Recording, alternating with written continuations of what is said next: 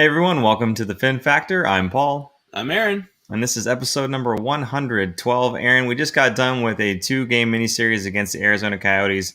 Did not go very well. First game, the Sharks lose by a score of 5-2. You call this game actually more of a blowout because there was a late goal by the Sharks, right? Yeah, it was 5-1. I mean, it was 2-1 going into the third period, but then 3 goals in a row, pretty quick too. Put them up 5-1. At that point, the game was pretty much out of hand. Sharks did score one with about 7.5 minutes left in the game to make it 5-2. So it doesn't sound as bad, but it was pretty bad. It was a bad third period. Martin Jones actually stopped 20 of the first 22 shots on goal there through the first 2 periods. For me, he stood on his head for the majority of the game up until that third period there, where maybe 1 or 2 you can say blaming him, but it really did seem like the Sharks just were not playing well around him for the majority of that third period. And there was that turning point. I think the turning point of the game, really, I think Hedican had said this as well, was the missed pass, the intercepted pass from Brent Burns. It was right in their zone, defensive zone. He tries to get it up and out, and he tries to go up more towards the middle of the ice, and it just gets intercepted. That puts the game at 3-1, and that ends up being the game-winning goal. So, the 3 goals in the third period there, all of them within a span of 2 minutes and 11 seconds. It's just, I don't know what it is, the third period with this team lately. It used to be the second period that everyone was worried about. Now it seems to be the third. I don't know. What do you think about that, man? I almost wish it was the second period because at least you have a whole third period to kind of come back. So it's pretty bad timing for the Sharks. To me, it's mental error. Like Brent Burns knows not to throw that pass up there, and he's just trying to do it. And he had 2 guys on him, I believe, two forecheckers with him back there, and he just kind of stumbles after he passes it. So, that was kind of the dagger, I think, and obviously the nail in the coffin is the game winner. So, unfortunate. I think a lot of these mistakes to me are mental mistakes. They're the players know better. I think. To me, that's why I think I keep calling this a stepping stone to next season. I think they're going to be ironing out these details into next year. So make as many mistakes as you want this year and be terrible so you can kind of get it out of your system. But with all these young guys and not even young guys, I mean, this is Brent Burns doing that. I think changing that style of play and getting that new system in there with Bugner, I think is going to help going into next season. It's going to take a while. And he basically has had a season and a half and it was dealing with COVID the whole time. So not exactly ideal for a new coach to come in and change things around. They're doing what they can, but still, that's, again, to me, this is still not a playoff team. They're not going to make playoffs. Yeah, sure, they're not mathematically out of it, but they're pretty darn close. Yeah, 100%. I'm with you on that one. Bob Bugner, I asked him about the third period. I said, was this a defensive structure failure, or do you feel Jones fell off? Because Bob Bugner has mentioned before that he's not like a goalie guy. And one of these post games, I would love to see if Evgeny Nabokov maybe stand in front and take some questions about goaltending, because it'd be nice to get that goalie guy experience with some of the answers and the questions that the media folks have. So yeah, would you be able to request Nabokov? That is a great question. We'll have to ask if we can do that, because you can request specific players, in advance. But I don't know if you could do coaches. That would be very interesting. I may have to. Yeah, maybe we should try and get Nabokov on this show again. A one-on-one. Yeah, that was more of a Hockey Hall of Fame, or not Hockey Hall of Fame, but San Jose Hall of Fame induction. It was a little different. Yeah, and he wasn't. He was coaching the minors at that point, right? He wasn't coaching in the NHL at that point. So. Yes. Yeah. He was goaltending coach for the Barracuda. He's since obviously been bumped up to the Sharks goaltending coach. But the thing I want to say about talking to Bob about the third period, and if it was a defensive zone structure failure or if it was Jones, he made it very clear. He said, no, Jones was fine. We didn't have a lot of support around him. We let the guy stand in front of our net. We weren't physical enough in front of our house. So there was a lot going on defensively. It didn't seem to be a problem with Martin Jones specifically. Now, Dubnyk gets the start for the next game, but again, this is back-to-back. I'm imagining every Friday, Saturday game, you're always going to see one goaltender in and then the other goaltender in. So I don't think that had any factor at all whatsoever, the previous game's play. In fact, again, Bob Bugner had said it wasn't Jones. This loss is not on Jones. He played very well. So I just wanted to kind of throw that out there because I know I'm usually the one that's saying, sticking up for the goalies, and even Bob Bugner, the not goalie guy, is kind of saying the same thing in this case. So I just wanted to throw that out there. The other big thing here was Nick Schmaltz, the $5,000 fine for the boarding call on Radim Šimik. There was a couple things about this. One, poor Šimik has getting beat up lately, and I did want to bring that up, and I'll get your thoughts in just a second here. But the other part of this was Dylan Gambrell, probably the flyweight of the team, right?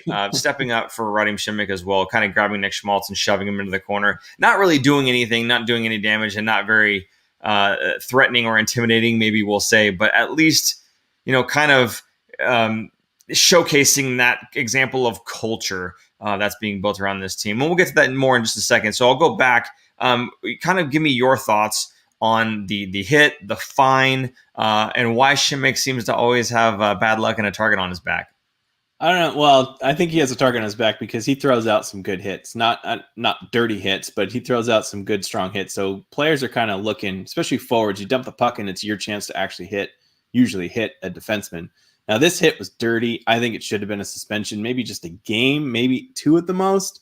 But it would send a message like these hits are not okay. It's very dangerous. And, juxtapose that to the hit tonight that Gabriel threw out.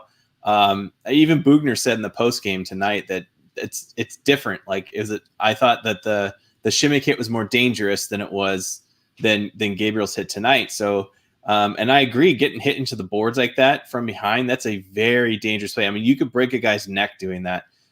Gabriel's hit, at least, I'm not saying it was a clean hit. I'm not going to defend it, but at least it was in the open ice. He didn't hit his head on the ice. He didn't hit his head in the boards. So it's a very dangerous play. You never know what can happen when you hit a guy from behind into the boards like that. So I thought, a $5,000 fine, that's just, even for a bottom barrel $750,000 minimum league player, that's not much money. So that was just not even a slap on the wrist. That was just yeah, that was bad. You just don't do that again. Give us some cash, and we'll put this under the table. I think it's ridiculous. That should have been a game suspension. And I feel like the Sharks are always on the wrong end of these. Like, they get suspended. I bet you Gabriel's going to get suspended, and yet Šimik's hit is not going to get suspended, So it's frustrating, and I understand a lot of Sharks fans are probably feeling the same way. I wish that they would do a little bit more. But going back to your point about Gambrell sticking up for him, absolutely, yeah, he's not going to be doing anything. But imagine this a month ago, right? Well, who got hit a month ago? Was it Šimik? Šimik got hit, right? For Marchessault, and nobody stood up for him. Nobody did anything. Like, this is exactly the culture change that they wanted. So regardless if you're a welterweight or a heavyweight, you're going to grab the guy and you're going to say, hey, that's not okay. You do that again, or you're going to have to answer to somebody, And going into, but at least you're doing something, right? Like, you're getting in their face. And this is what really made me kind of angry at the Sharks for not doing this, is Gambrell did that. Maybe you could sneak in a little punches in the face. Were there any penalties for that? No. Get it. Like, get yours in there. Hit them. Make sure that they know that that's not okay. So I'm glad they're starting to do that now. And I think they're starting to realize, because I feel like before they were just kind of afraid not to take a penalty for what is going to be a power play for the Sharks. I don't care, man. For dirty hits like that, no, you can't stand for that. So I'm glad that they did something. I love that. It's the scenario you painted is Dylan Gambrell saying, hey, you're going to have to face someone. Yeah. It's not going to be me.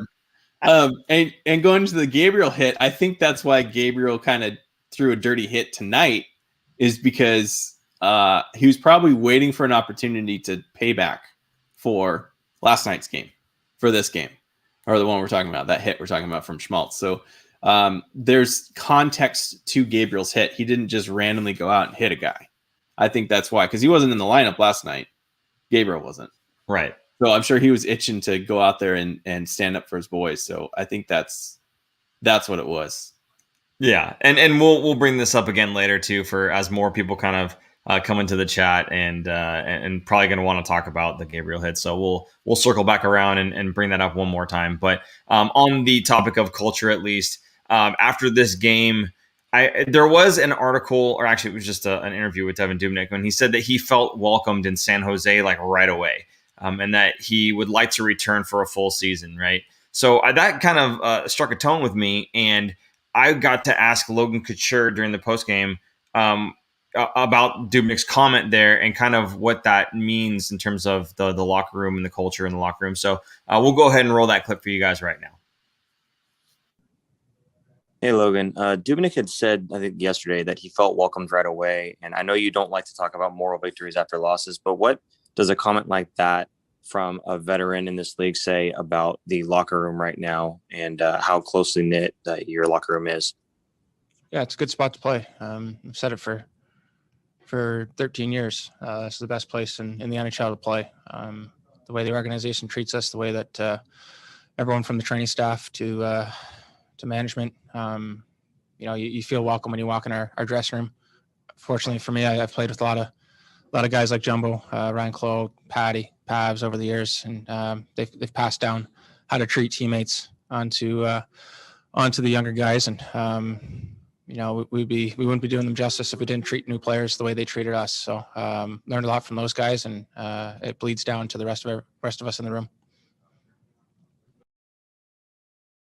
So really interesting to me in that one, and I'll let you talk about this too. I didn't prepare you for this, so I'm sorry. But the second name that he calls out when he says, I learned from a lot of veterans, the first was Jumbo. The second name he called out was Ryan Clough, which that one kind of took me by surprise. I just hadn't thought Ryan Clough. So I don't know. I guess maybe your thoughts was Ryan Clough the type of leader? I mean, obviously, but what are the things that you remember from Ryan Clough that maybe would have Logan pick him out as that second guy right behind Jumbo, ahead of guys like Marlow and whatnot? Like, what was it about Ryan Clough, you think? Well, he was like ultimate power forward to me, kind of like Owen Nolan-esque, a goal scorer, a guy who can hit, a guy who could fight. He did pretty much everything you can ask for. So he was definitely a leader. Especially when that was like kind of when Logan was fresh to the team and coming in, obviously, when he said, looking up to the veterans. Clough is absolutely up there. And I can't remember off the top of my head. I think he did have an A on his chest for a while too. So he was in one of the leadership circles. But yeah, Ryan Clough, a great guy. And it was really sad to see him leave. And he also had to retire kind of early because of concussion issues. In fact, he had to retire from coaching because of concussion issues. Which was fairly recent in the last couple of years. So I wish him the best. But yeah, Ryan Clough was one of my favorite players and a big fan favorite of San Jose Sharks if people were fans around, 10, 15 years ago. Absolutely just a beast of a player. So I completely understand when he's saying that Clough was one of the guys and the second guy that he kind of said from when he had first started here. Let's hit up a couple comments here. Actually, we got a $2.99 super chat from none other than Lundy. Lundy, thank you so much again for supporting the show, buddy. This comment, not about Braun, says, I miss bad Minnesota and Arizona for easy wins. Don't we all? Absolutely. It'd be nice to be the team that we were just a few years ago, where these teams were 2 points, almost guaranteed on every night. So definitely miss that. But I do see that you followed up with a comment about Braun. He says, and Braun too, in terms of I miss Braun too. So thank you for adding that one as well. We got to stay on track with your MO. So thank you, Lundy, again for supporting the show. We do appreciate you. Okay, so actually, why don't we go ahead and do this before we jump into tonight's game? I just want to push a couple things. One, we have a 40% off in our store. Everything in our online store, thefinfactor.com, is 40% off site-wide. We'll talk about this later on as well, but all the shirts, hats, stickers, everything is 40% off all the way through April 12th, which is the trade deadline at thefinfactor.com. Just wanted to say that really quick. And then also, if you guys are not subscribed, please make sure that you do that. Hit the notification bell so that you know when we are going live. You can join the conversation. But the last thing really is, I would love for you guys to share. So if you've got the link from Twitter or you're on Facebook or wherever it is that you saw that we were going live, if you can share that to any of your friends, your family, Sharks, other extended family, please do that. Let them know about us, because if you like us, maybe they will as well. And we do this fairly often after every 2 games or so. So we'll be here for them, even if the Sharks are not here for them. So there you go. Okay, moving on. Let's go ahead and why are you laughing? Let's move on to the tonight's Arizona game. Aaron, 4-0 loss. It was pretty bad, but the 4 was actually an empty net goal. Phil Kessel gets a hat trick again on the empty net goal. There's not a whole lot that was going well in this game. However, the first period, the Sharks did outshoot the Coyotes by a total of 17-9. So they were pouring the shots on. I kind of feel like they did all this work and there's nothing to show for it. Was there just a lot of bombarding the net with just random shots? Do you feel like they had some good chances at least? They had some good chances. They couldn't put any of the rebounds in. That is the second opportunities they just couldn't get in. I thought they had decent, obviously not good enough shots to beat Hill, but they had their chances. It's not like Arizona completely dominated this game, at least in the first period. It's probably a lot of emotions from the night before. They wanted to get on the board early, and they were pushing really hard. It's also back-to-back, so it makes sense that the first period they're a little bit better than they were in the second and third. Plus, they took so many penalties that wore down a lot of legs.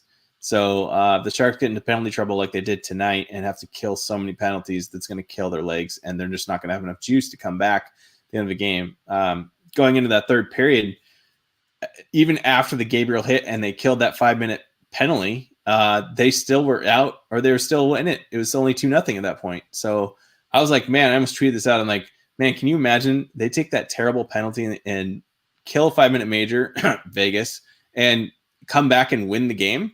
Like, that would have been unreal. So they definitely were still in it for most of the game, even towards the end. But all that penalty killing, man, it's just going to kill your legs on top of killing the penalties. So just too much. They didn't have enough juice.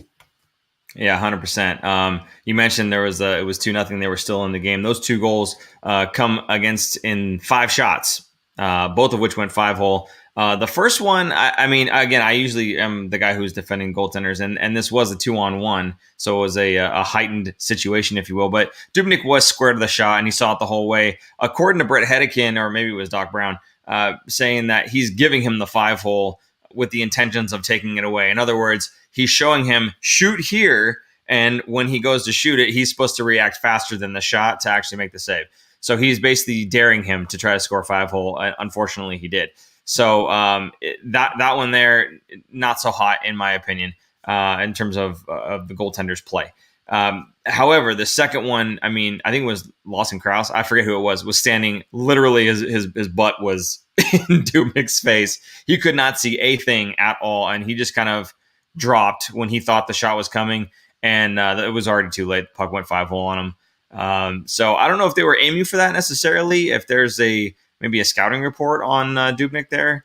But both those first 2 goals, that's exactly where they went. And again, they got him on just 5 shots in that second period. So, not the best showing for the Sharks in the second there. Again, like you said, this when the penalties started to come down. So I think for me, the word that best described the Sharks in that second, just by looking at the way that they were playing, not really skating that well, not passing that well, kind of chasing the puck a little bit. The word for me is discombobulated, and you can look that one up if you guys need to. But it's basically they were just kind of like playing without a brain. They were just kind of out there skating and moving. It didn't look like they were a cohesive unit. It didn't look like they knew what they were doing. They were just discombobulated. There you go. So I don't know if you saw it the same way. I think Brett Hedican used the term there was too many passengers. Basically saying that, everyone's waiting for somebody else to drive the bus. And that can't happen, especially not in this season with this team. We're not expecting them to all of a sudden go on a big winning streak necessarily, but to put forth a solid effort every night, you can't sit back and hope that someone else, like I said, drive the bus. And right now it's been Logan Couture, it's been Evander Kane. Those guys are, at the helm of this team.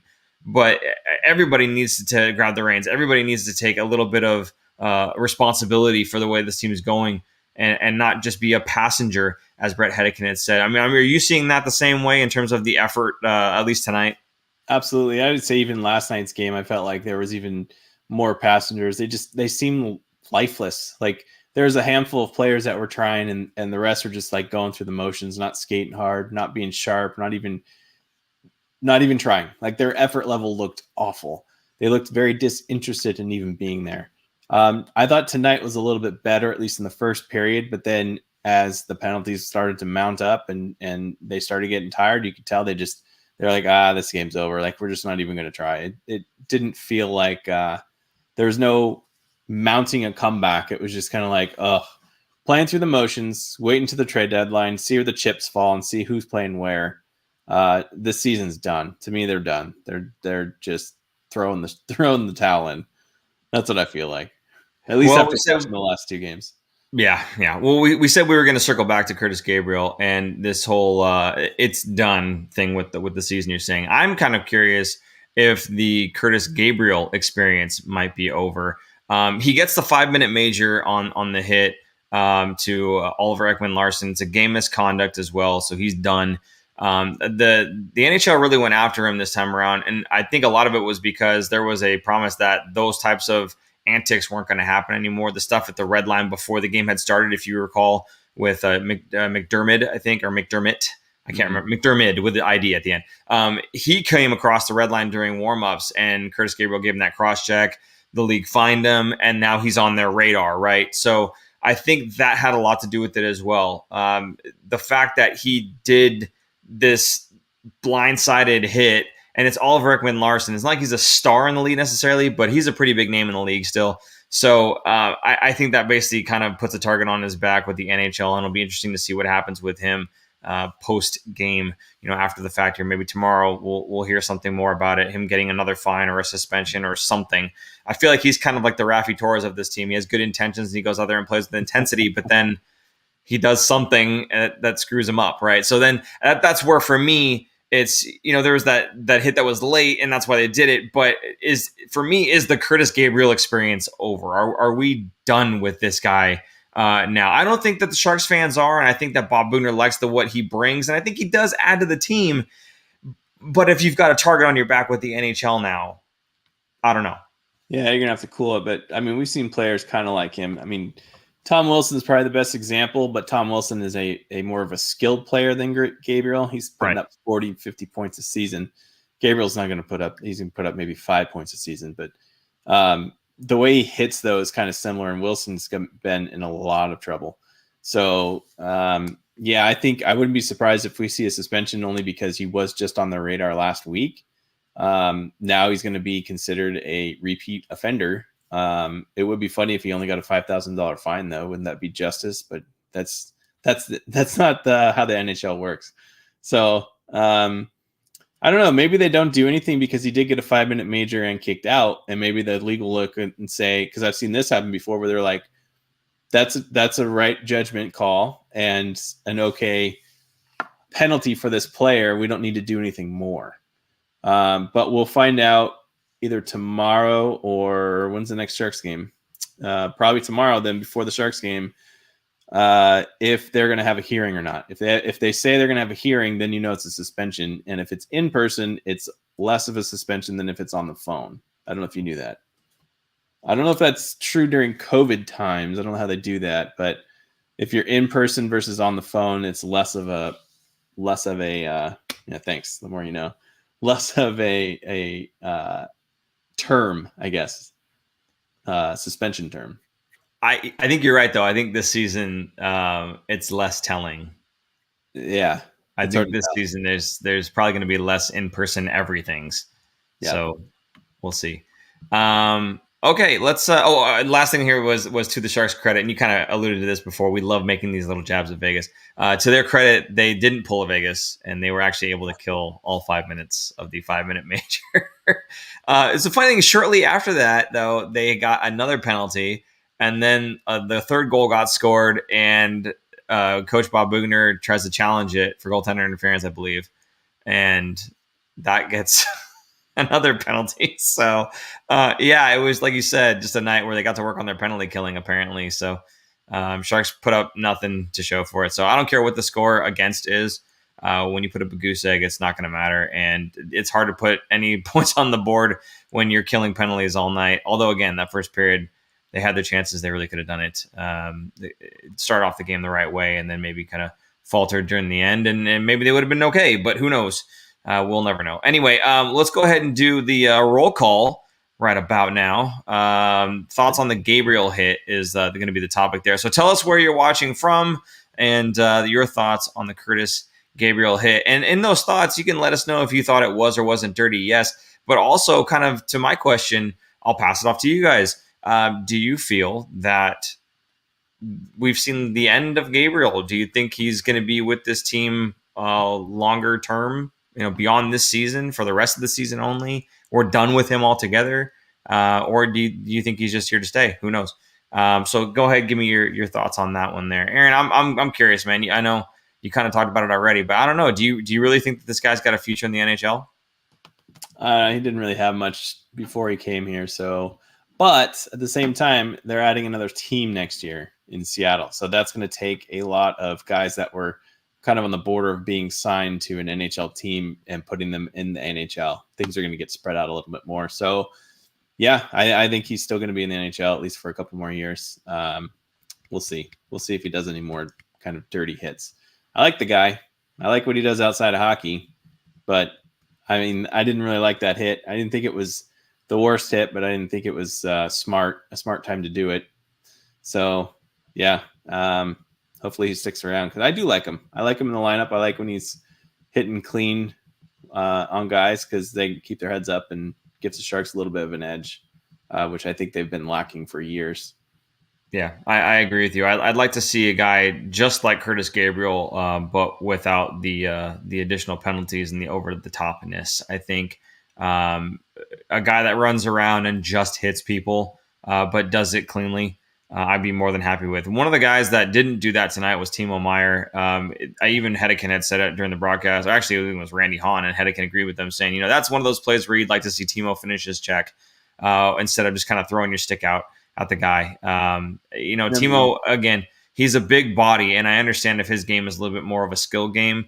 But defensively, when you don't have the puck, we'll say, when the other team's got the puck and you've got an opportunity to pound someone, buddy, you're a big human being, and putting the hurt down on someone like that, that goes a long way, not just in that moment, but for the rest of the game. We've seen Curtis Gabriel and examples of the defensemen picking their head up and making a pass that maybe was a little ill-advised, we'll say, because here comes Curtis Gabriel, right?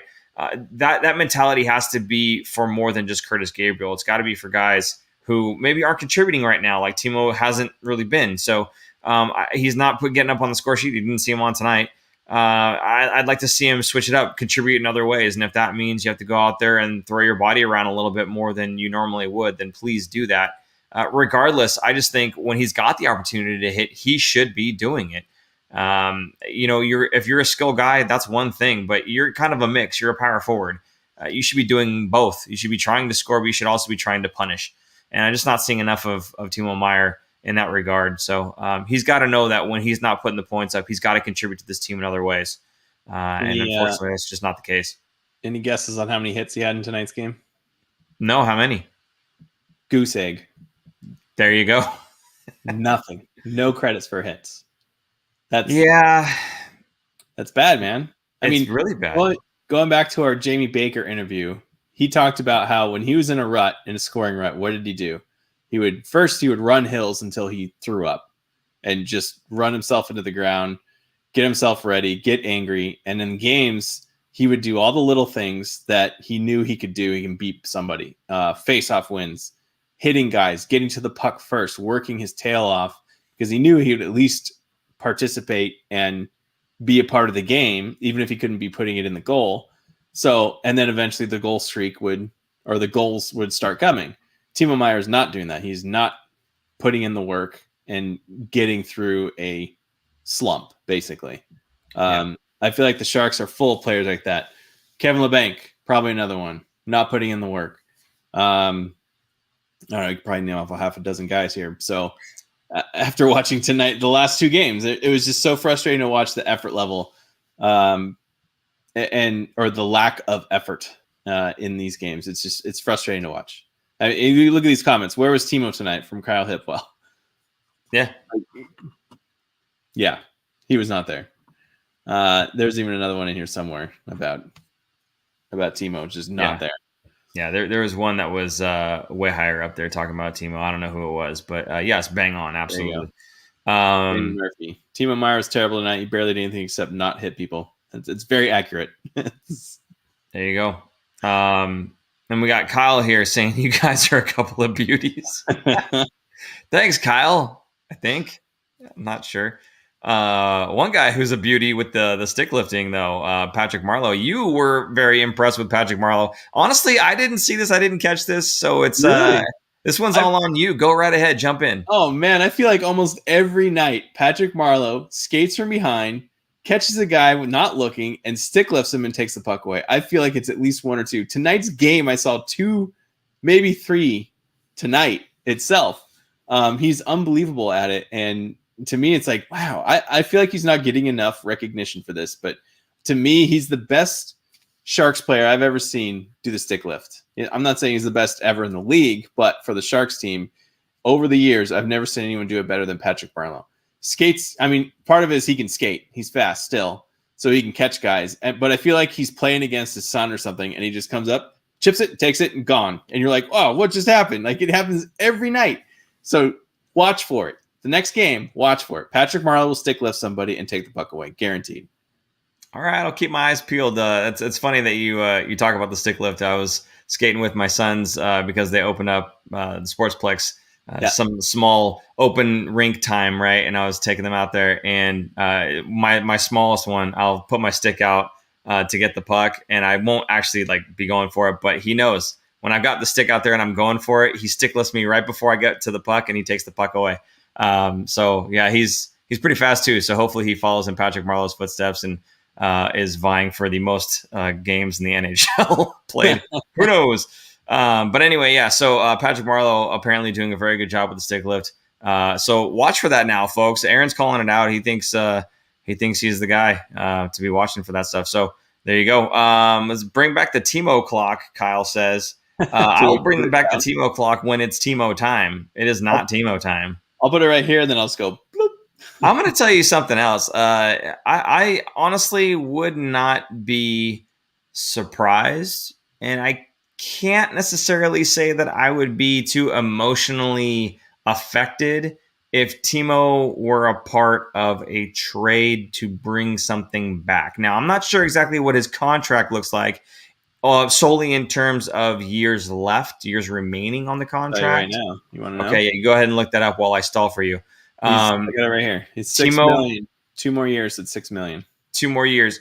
So if Timo was a part of the rebuilding process, if he was to get shipped out, now I'm not saying give up on Timo. I'm not saying he's not a great talent. He is. He's a phenomenal talent. My problem is I think he's capable of a lot more. And even if he were able to do more with another team, that would be better for him and better for us if we're not getting everything that we can out of him in terms of effort and his play style and everything else, right? So, I mean, I don't know. I think he's definitely capable of more. I just don't know why it's not coming out with the Sharks. Maybe because he's kind of down about the whole season, or maybe it's just, you know what? Again, this has been a really awkward season, really tough for everybody in the league, not just the Sharks. I'm not trying to make an excuse here, but different people get affected different ways by this stuff and how difficult this has been.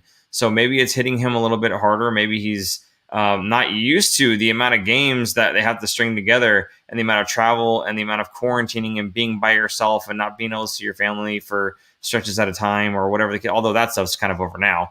But I think that maybe has a larger effect than we know. And I'd like to give him the benefit of the doubt, but this isn't just a this season thing. We talked about this in seasons past. We put the Timo time clock down in seasons past. So in fact, I think in our last episodes before we stopped doing episodes with COVID coming out and everything, I believe the last things we were talking about was Timo time and putting the clock down. I could be wrong on that, but I think that was around the same time frame.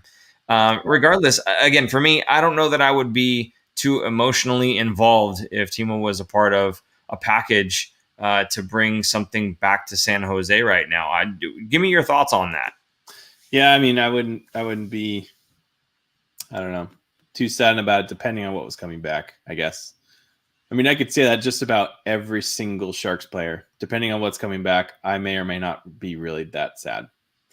Not that I think they need to blow up everything and get rid of everything, but if they were to bring back some high-profile player and trading Timo, and the interesting about Timo is he's got after this season 2 more years at $6 million. He's also an RFA after that, so he's not a UFA. That's a big deal. So the Sharks will retain his rights, or whoever has him would retain his rights to sign him again, unless someone offered him an offer sheet. So what's really sad is the 2015 draft was legendary. There's so many good players that came out of that draft. And the Sharks got Timo at, I think, 9th overall. And at 10th, the next pick was Mikko Rantanen of Colorado. That one hurts. Because Mikko is clearly a better player. Clearly. Yeah. Oh. I mean, we could definitely go back into previous drafts and coulda, woulda, shoulda the whole thing. But I know I don't like doing that because everyone's like, "Oh, you could have picked this guy 5 picks later." But when it's the one pick right after, yes, the Sharks literally could have drafted him instead. That's the ones that hurt when it's like you miss it by 1. When you miss it by like 10, it's like, okay, 9 other teams missed him too, so that doesn't hurt as much. But yeah, I wouldn't be sad depending on what's coming back. I wouldn't be sad. Fair enough. Okay. Well, are there any comments you wanted to go through here, or should we kind of wrap up? Well, I want to highlight Kyle's here about Timo since we're talking about it. He said, "I know Timo's young, but I think this may be what he is. Like last year, this year, 49 and 70 last year, on a similar pace this year. So let's say 55, 60 point guy. Maybe some years will be a bit higher. I think on a very good team like we had when we went to the conference finals and everyone was scoring, that's probably going to be close to his peak. And that was about 60 points-ish. Probably be a 30-goal, 30 assist guy, 60 points. It's pretty good. There's not a lot of those players in the NHL. On a bad year, when the team is bad, Timo's bad. He's not a player that's really driving the line or driving his team. So he's going to be more of a 40-point player. 20 goals, 20 assists. That's just not enough. It's not going to do it. So he's, unfortunately, to me, he's going to be a second-line guy. He's never going to be a first-line guy. And that's okay. You just have to pay him as such or realize what you're getting in a way, you know? Like people used to just hate on Patrick Marlow because they felt that, I mean, look at Jeremy Roenick. He was so angry at him when he played with him because he saw the talent and he's like, you could be so much better. To me, Patrick Marlow is Mr. Consistent, man. You know what you're going to get. This is back 10 years ago. He was going to be a 25 goal guy, 25 assists, 30 assists. He's going to be about a 55, 60 point player. I'm fine with that. You know, he's not going to miss any games. He's going to be there every night. He's not going to be a 100 or 110 point player back in the day. So I was fine with it. And people just would get so angry. And I just never understood why. It's kind of the same way in this with Timo. You just have to know what he is and be happy with it. And that's fine. That's a very good, serviceable NHL player. I wouldn't be sad if he was gone and on the Sharks. Yeah, I think you bring up a good point that he's kind of doesn't really drive the team. If the Sharks are doing well, he's doing well. If the Sharks are doing not so well, he kind of falls into the same rut that the team is going through. Whereas, when the team's not doing well, a guy like Logan Couture or Evander Kane, they're out there scoring goals. They're out there generating plays. Even Erik Karlsson, I think, it looked pretty good in longer stretches. But with Timo, he kind of just goes however which way the team is going. So you can't really rely on the guy to kind of be a slump buster, if you will. And there's too many times where instead of giving 100% effort, he's taking 40% off. And speaking of 40% off, good transition. If you go to thefinfactor.com, again, we have 40% off of all of our products store-wide. Premium t-shirts, snapback hats, sticker packs, all of them are 40% off their price. They are priced as marked, and we have all items in stock. Also, make sure that you realize that while the items are in stock, there is a limited supply. We are physically holding these. So once we sell out of whatever sizes and colors you might be interested in, they are gone. And again, the prices are going to be marked as such through April 12th, which is the trade deadline.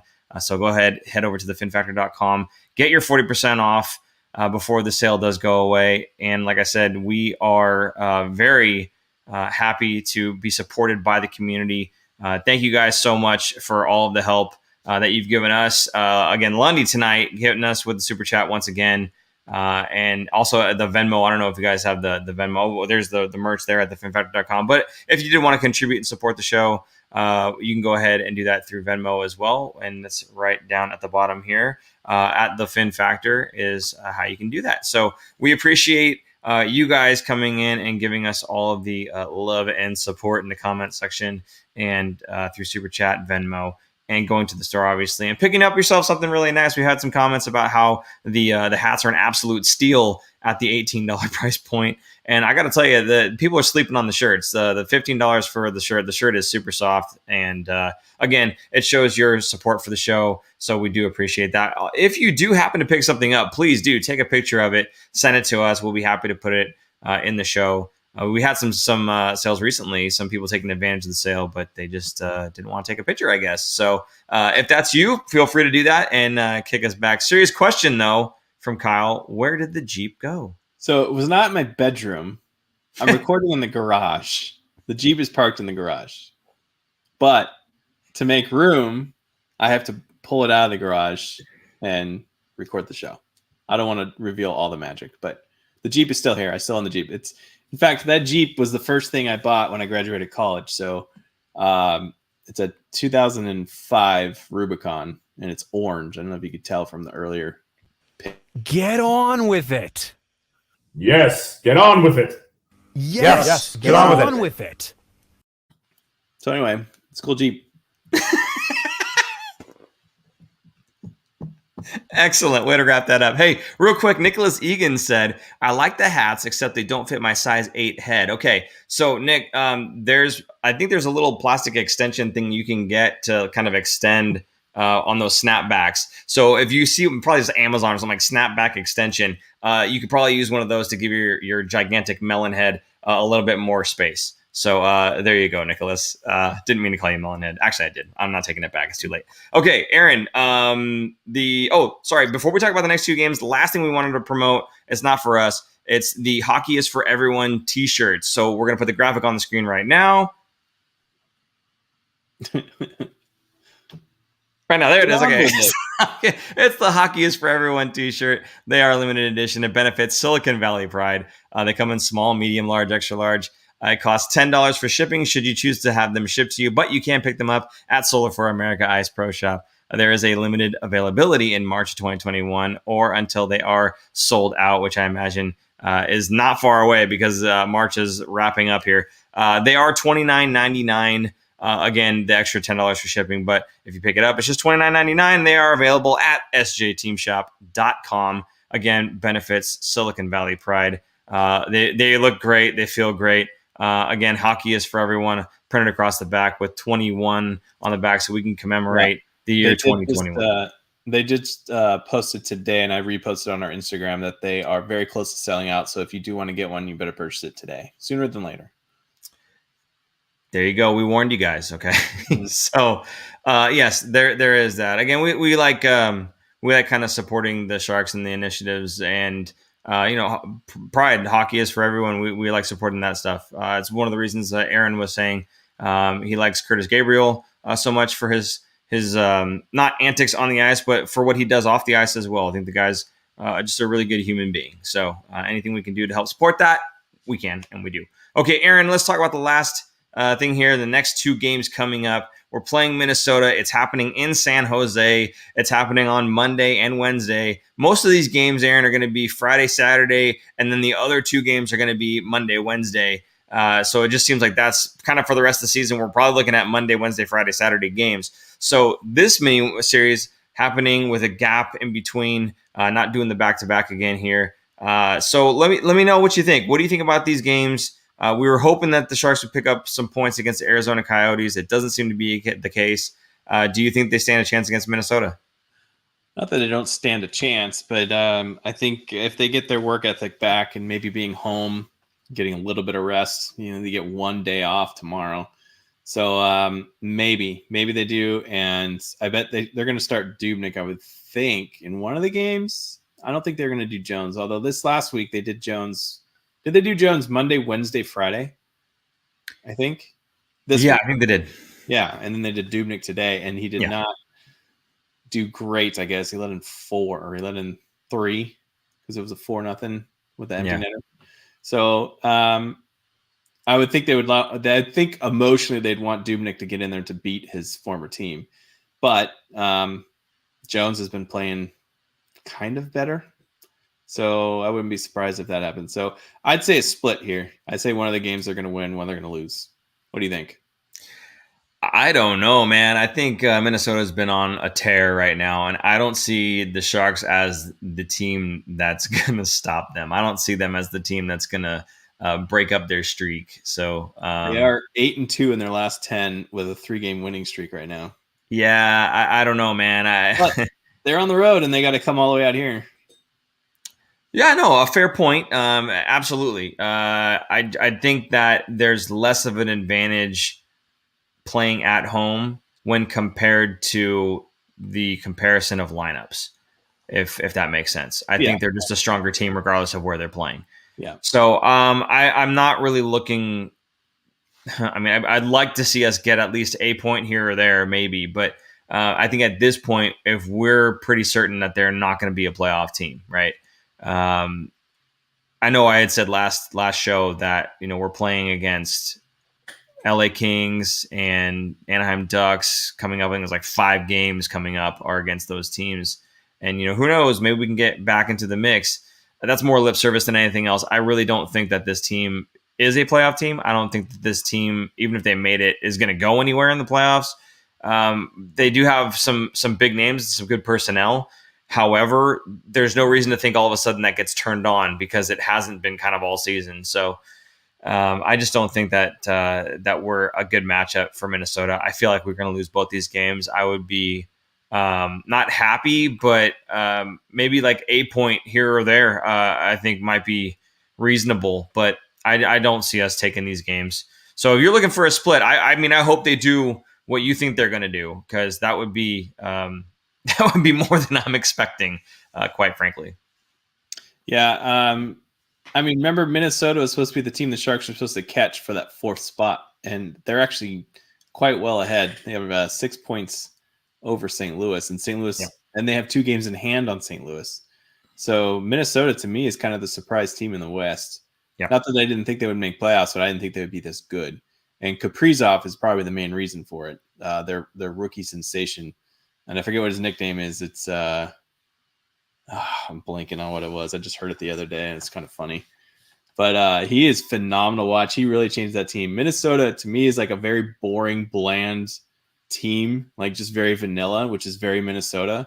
And Kaprizov is complete mustard to the mayonnaise in there. So he's given a little bit of life, and it's fun to watch. And I like it. I like seeing rookies come into the league and tearing it up like that, even if they're not on the Sharks. I don't care. I just think it's exciting. It makes me excited to, when we can go to games, go and see him in person, because it's very different live seeing a person like that play, even if it's not for your team. So I think the league needs more players like that, and it's fantastic, and I wish he was a Shark. But regardless, I think he changes the look of Minnesota, very much how Marian Gaborik used to be on Minnesota's team when they first became a team. He was like such a dynamic player, really, really drove the team. I think that's what he's going to be. He's going to be a beast in this league, and he's only a rookie, and he's already doing it. So it's kind of cool. But yeah, Minnesota is just better, much better team. I'm going to bring up 2 comments real quick. One, Kyle's been bombarding the chat, hoping that we're going to pick one of them, I think. So I'm going to pick a dad joke. Do you think San Jose faced an up Adin Hill battle tonight? Another groaner. Thanks, Kyle. Wah, wah. Well done. Okay. And then Keith says, how many games will they win between April 2nd through April 14, games against the Kings and Ducks? This 4. is where I think the Sharks win all of the games, quite frankly. I know Aaron's saying no. I think they win all of these, but they still lose against the teams that matter, and we don't make the playoffs for sure. The other thing is we have to remember the Sharks are probably going to be sellers, right? So if they are sellers, which they will be, that means the team is going to be probably just that much worse. So it kind of depends. It kind of depends if they're making those trades closer to April 2nd, then the rest of those games have a higher probability of being losses. If they're holding out more towards the end, I think we can absolutely, with the roster we have, beat the teams that we've already beat. And remember, they're going to be sellers too, so they're probably going to be dumping some of their talent, in which case they'll be easier to beat as well. So these games are kind of all up in the air. Frankly, I think these are teams that the Sharks can and should beat every time we play them. And I'm looking for the same during that stretch, the 2nd to the 12th that you're calling out there. Aaron, really quick, your thoughts on that one? Yes, I think the team's only going to get worse. They're not going to get better with the trade deadline. And some interesting notes on the trade deadline. I posted this tweet to you earlier, but last week I was talking about how the 2-week quarantine from a player going to Canada might throw a wrench in things. We might see some trades early. Well, Canada just announced that they're going to approve a 7-day quarantine for extra testing for NHL players traded from the American teams to Canadian teams before the trade deadline. All the NHL teams have already approved the measures, so that's going to help, I think, the trade deadline. Now we are going to see a little bit more players, because, I mean, that means instead of missing 3 or 4 games on a team that you're getting traded to, you're going to be playing in those. So that's a big deal. So that I think changes things, and maybe we'll see a little bit more trades happen. So yeah, the Sharks are just going to get worse leading up to the trade deadline. And then afterwards it's going to be, okay, well, let's play the young guys and see what we got and let them kind of learn, give them a lot more ice time, which I am all in favor for. So I guess we'll probably leave you guys with that uplifting thought that these Sharks are only going to get worse.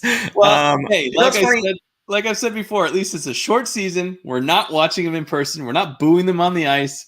It's going to be rip the Band-Aid off, get rid of the season. Let's go to the draft. Let's get some more picks, and let's start next year already.